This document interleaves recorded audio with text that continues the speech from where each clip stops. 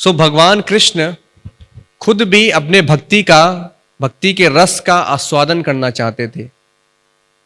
भगवान की भक्ति इवन भगवान को खुद भी अट्रैक्ट करती है।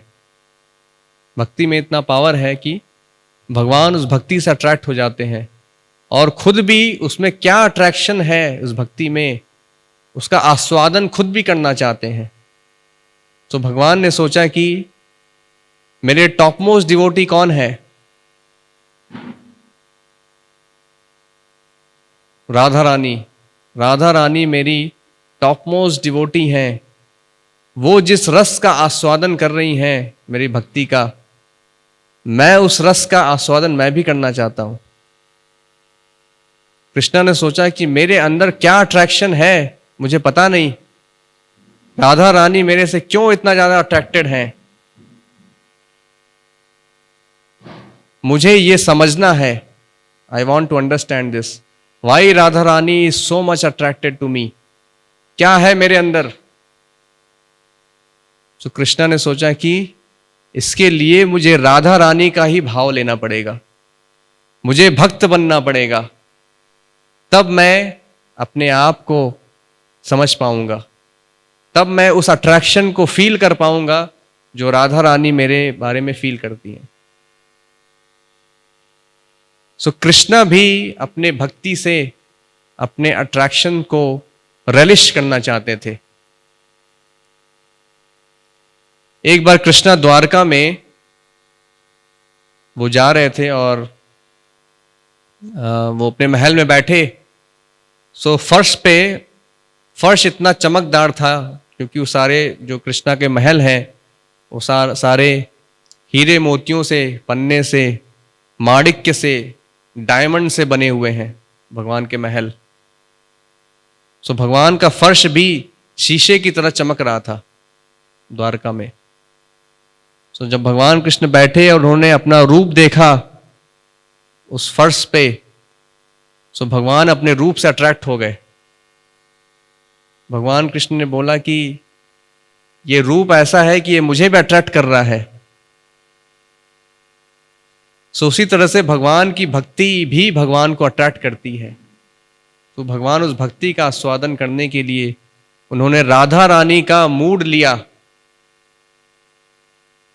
और राधा रानी का कलर भी लिया, गोल्डन कॉम्प्लेक्शन, गौरांगा, इसलिए उन्हें बोलते हैं गौरांगा। यहां देखिए ऊपर लिखा हुआ है, क्या लिखा ऊपर? श्री श्री गौर निताई। चैतन्य महाप्रभु का दूसरा नाम है गौरा और या गौरांगा। उनका बॉडली कॉम्प्लेक्शन कैसा है? गोल्डन है। वो है तो कृष्णा। कृष्ण वर्णम त्विषा अकृष्णम, ये भागवत में ये श्लोक आता है। कृष्ण वर्णम, वैसे तो वो कृष्णा है, कृष्ण वर्ण के हैं, मतलब कृष्णा के कैटेगरी में है, कृष्णा ही है। या इसका दूसरा मतलब है कि कृष्णा के बारे में हमेशा वर्णन करते रहते हैं, कृष्ण वर्णम। लेकिन त्विषा अकृष्णम, लेकिन उनका बॉडली कॉम्प्लेक्शन त्विषा अकृष्णम, मतलब वो ब्लैकिश नहीं है, उसका उल्टा है, अकृष्णम, गोल्डन है। कृष्ण वर्णम त्विषा अकृष्णम सांगोपांगास्त्र पार्षदम, और हमेशा अपने पार्षदों से घिरे होते हैं, अपने भक्तों से घिरे होते हैं। और अबे अपने सारे भक्तों के साथ उन्होंने अवतार लिया है। सांगो उपांगास्त्र, उनके अस्त्र भी अवतार लिए हैं। सांगोपांगास्त्र पार्षदम यज्ञ संकीर्तन प्रायैर यजंति ही सुमेधशः। तो भागवतम में क्या बताया गया है कि चैतन्य महाप्रभु क्या कर रहे हैं? यज्ञ संकीर्तन प्रायैर, हमेशा संकीर्तन यज्ञ कर रहे हैं। इस संकीर्तन को भी महायज्ञ बताया गया है।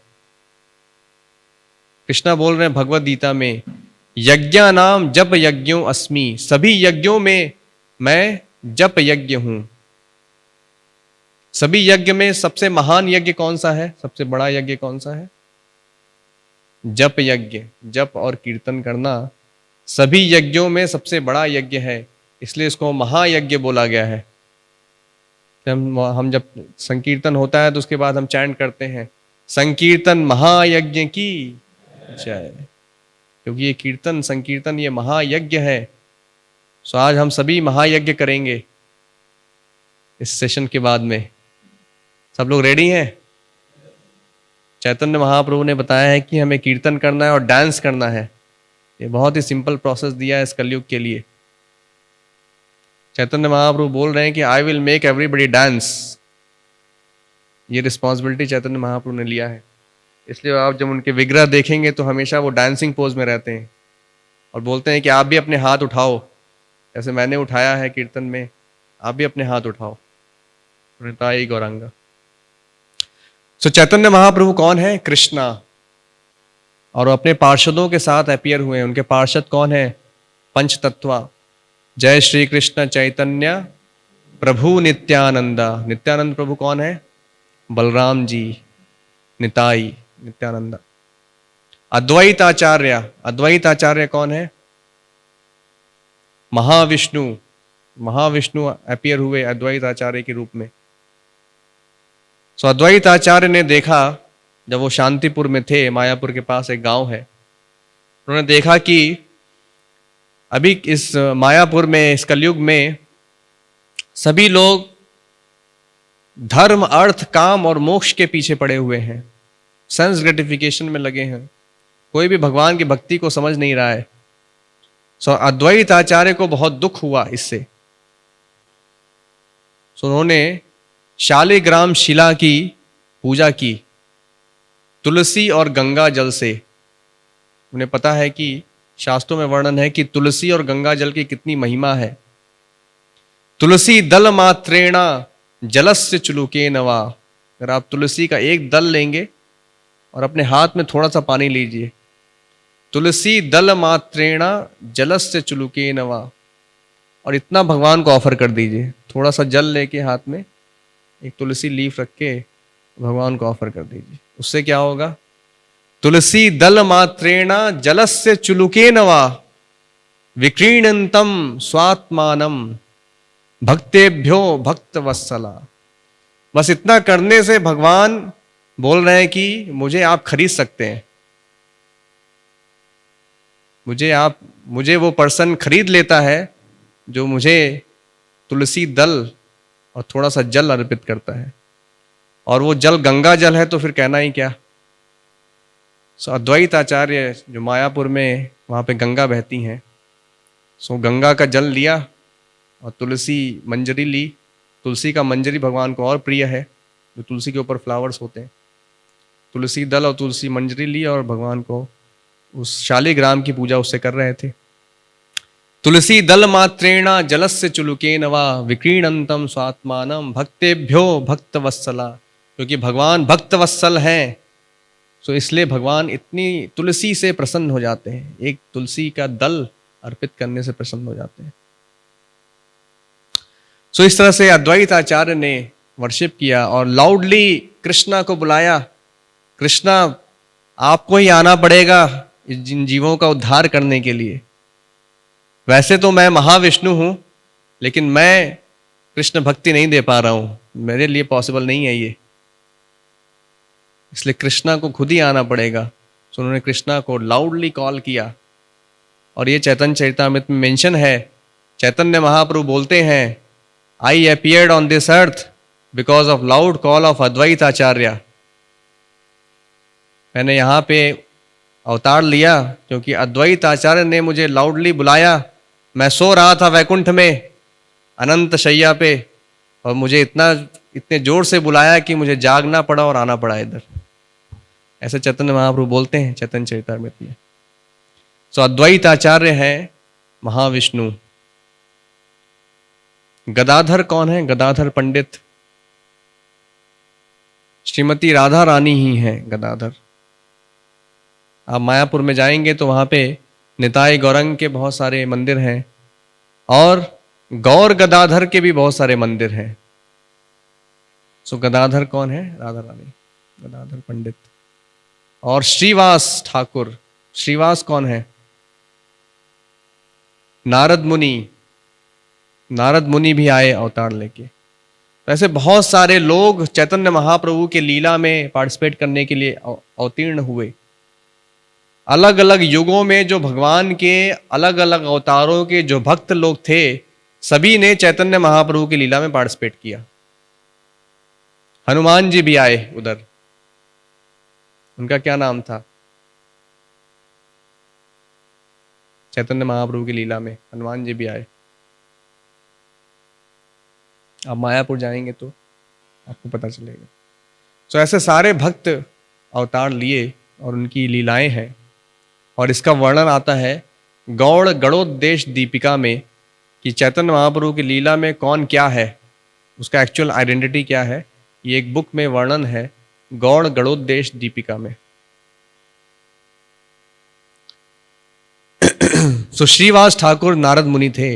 इसको बोलते हैं पंच तत्वा। जय श्री कृष्ण चैतन्य प्रभु नित्यानंदा, श्री अद्वैत गदाधर श्रीवासादि गौर भक्त वृंदा। इसलिए हम हरे कृष्ण महामंत्र जप करने के पहले ये पंच तत्व मंत्र हम जप करते हैं।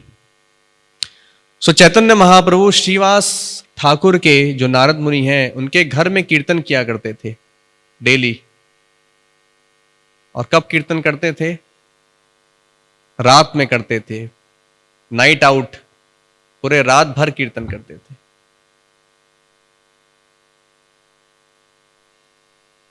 दिन में लोगों से मिलते थे, बातें करते थे, डिस्कस करते थे भगवद गीता भागवतम से, और रात भर कीर्तन करते थे। सो ऐसे एक दिन कीर्तन चल रहा था। सो आज भी अगर आप जाएंगे तो वो श्रीवास आंगन, मायापुर अगर आप जाएंगे तो श्रीवास आंगन है, आज भी वहां पे लोग जाते हैं, विजिट करते हैं।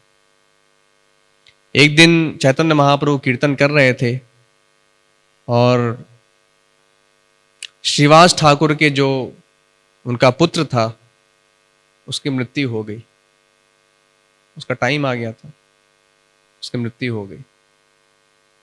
ये रात की बात है, रात में कीर्तन चल रहा है और अचानक उसकी मृत्यु हो गई पुत्र की।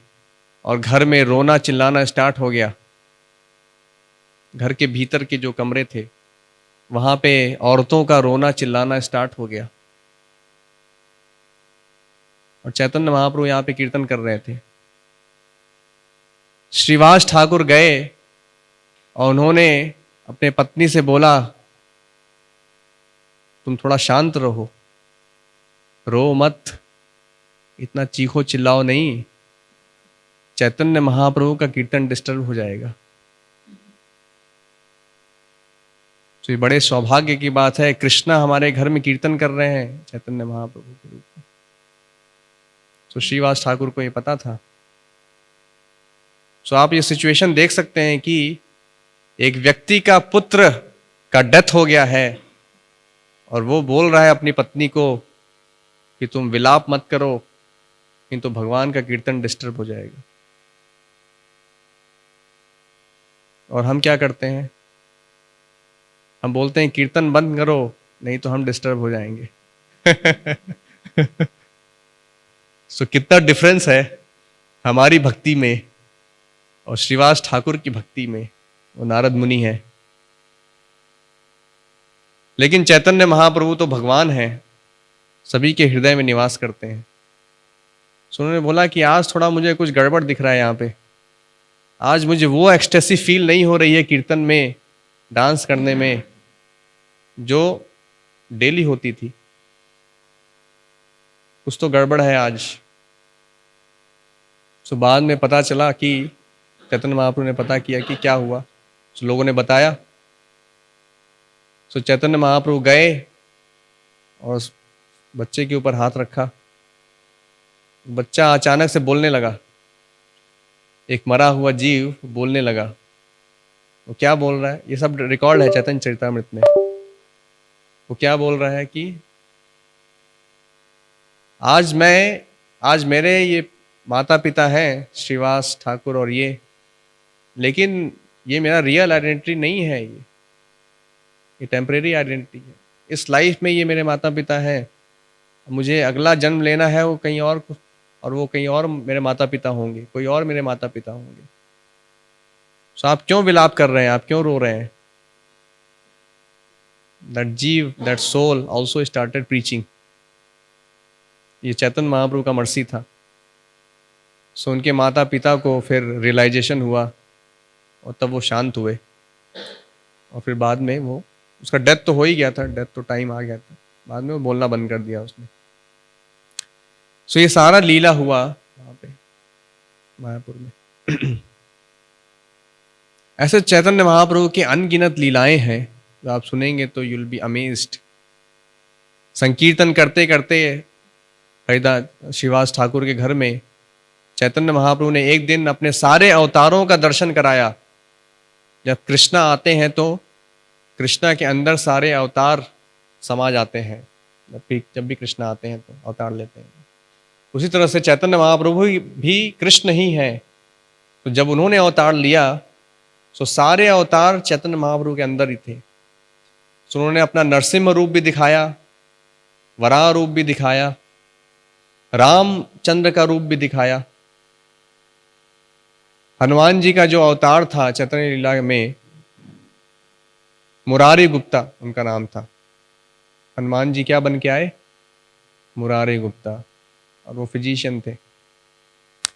तो चैतन्य महाप्रभु ने उनको बोला कि आप हरे कृष्णा मंत्र जप करिए। सो मुरारी गुप्ता ने बहुत ट्राई किया और फिर वो उनसे जप नहीं हो पाया।